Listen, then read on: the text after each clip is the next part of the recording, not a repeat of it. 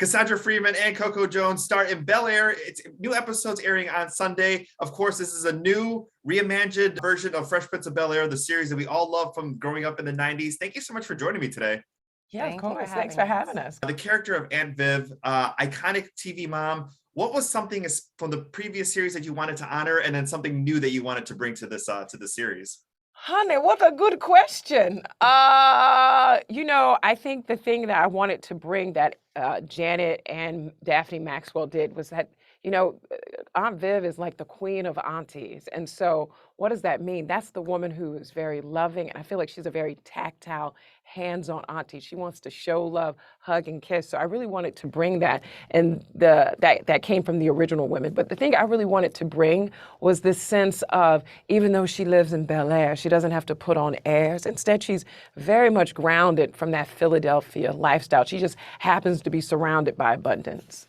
And then Coco, what about for you as far as Hillary? I mean, her fashion was one of the biggest staples of the early 90s. And when you see those opening scenes of the very first episode, I mean, Hillary has still got it. Oh yeah, she's definitely still got it. What I loved about Karen's version of Hillary is that it was her way or the highway. And I think with my version of Hillary, because she's an influencer and she's a boss and she's a CEO, I take that same vision for myself and I tap into that as well for myself. But of course, we're keeping the fashion sense as well, definitely. Definitely got to keep that in there. Obviously, no spoilers, the new episodes are coming out, but if you look on IMDb, it doesn't appear that Will Smith is making any cameos in the series, but he is, behind the scenes executive producer of the show. What was it like to see him come back into this world, and what did he say as far as being a part of this project that becomes such a big part of his life? The best thing I heard Will say is that he felt like trying to redo this show was like a high wire act, and he felt like we did a great job on the show. But I think he knew, just like the whole world knew, it's like, how do you bring back such an iconic show? There's so many reasons why it shouldn't work. And thankfully, with our creator, Morgan Cooper, he really did a great job keeping the heart and soul of the show and just modernizing it in a dramatic fashion. As somebody who grew up watching the show, I mean, the way that I'm taking it, especially watching it, was that the first, version of it was told through Will's eyes. He was a kid, he was a teenager, and now this is more of the adult version. This is, let me tell you from the other side of what it was like, and I'm getting a very different perspective. Listen, I love that. I mean, I always say I feel like the first version was more like a cocktail, conversation story about the Fresh Prince of Bel-Air. And this is more like you get to open up the diaries and actually understand the depths inside of these people. But I love your idea too. Yes, I think both are true, my friend. Both are true. Let's talk a little bit about when the trailer dropped. Obviously, fans may have been expecting a different series, or, we're curious as to what the show was going to be, shaping like. Coco, let's go ahead and start with you. As far as fans on social media and family and friends, when you were told them you were going to be part of the series, what was it like for them to actually start seeing those first images and, maybe even seeing the first episode? I think it was really eye-opening for everyone to finally see the trailer and what we were talking about. Everyone came, of course, with their preconceived notions. And even when you hear about the show, you're just, you're thinking that's going to be a certain type of way. And we kept telling people, it's not a comedy. That's not what we're doing here. And so for them to finally get that tangible evidence of us, making this show our own, I think they were a lot more curious to see more. And I think with every episode, we do a good job of leaving them, at the edge of their seats and keeping them coming back for more. Oh, exactly. And I do want to ask a question, because it was obviously one of the first things I thought about Cassandra, was that obviously in the first series, Aunt Viv, we had, Janet playing the first one, and then Daphne, taking over in season 3. At any point during those conversations when you got hired, were you saying am I going to play Aunt Viv throughout the whole series, or is it just the first part? I mean, that's so fair. No, that never crossed my mind. No, that never crossed my mind. Cassandra is the Bel-Air mom. She is the mom you didn't know you need. Once you watch the show, you're going to just fall in love with her and every character, honestly. Thanks, Coco. Exactly. Yeah, that's true.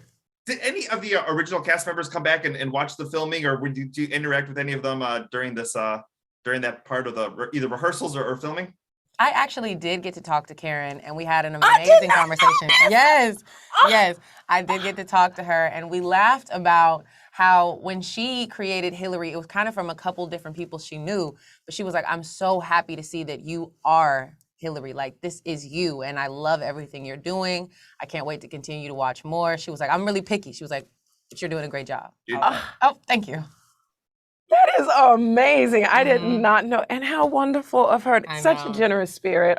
This whole cast, the previous cast, I must say that to be so open-hearted and to allow us to take on these iconic characters that they made their footprint out of is just so amazing. It's just, yeah. Did either of you happen to watch the Saturday Night Live skit where they did Urkel as far as, making it a serious version? What was the Honey, the reaction on set? First of all, we came up with that skit ourselves. Like, remember, like, what was it, the first month of shooting? We came up with this whole idea. They're like, now what's next? Family Matters, the hardcore version. I don't know another show that has taken a comedy and try to ground it in drama in this way. So I'm sure this will be the first of many sort of reimaginings. And I think that's what the audience is so excited and surprised by, because I think people first thought we were going to reboot it. They thought we were going to come back and try to be, just like those original people. So I saw that, but I mean, it was low hanging fruit. You couldn't help but think of that, right? Oh, exactly. The complete opposite of what we know Steve Urkel to be. And who knows, it still could happen. One of the final things I want to go ahead and talk about is the theme song. Especially, growing up in the 90s, you hear those first couple of beats of the song and it just takes you to a simpler time and place. And especially a lot of the younger kids, when they have like their parents, a 90s throwback party or something, like that theme song is always played. Talk about the feeling of like when you hear that song and what the emotions that it brings to both of you. I mean, definitely nostalgia, for sure. And I love what you said about a simpler time. But I also think like you want to honor such a classic. And I think that's what we really are trying to do with Bel-Air, like make it feel like we're creating a classic in our own right as well. I mean, honestly, these characters walked so that we can run, and hopefully we do it justice, and everyone who watches. I mean, we've been getting some really positive reactions. I mean, especially on Twitter, I'm just so amazed. I know when I hear that song, it's like, it feels like a warm hug. They say the music and the things you see in your teenage years are the things that are deeply imprinted. It's so true. But now when I hear it, it has a whole new level. I'm like, to think that we are like enveloped in that as well is surreal. Oh, exactly. And the same theme song is now the song for this one, but there's enough Easter eggs for fans that if you watch the first episode, you'll get what you're looking for. That's all I'm going to say. Oh yeah, there's plenty of Easter eggs, plenty of twists and turns that you would have never expected. Keep your mind open when you're watching Bel-Air. And enjoy being obsessed. You're going to be obsessed with some of the things that happen. You're going to be like, no, let's rewatch again. I promise. Obsessed right over here. Thank you both so much for your time today. Catch new episodes of Bel-Air Sundays on Peacock. Thanks so much, Rudy. Thank you.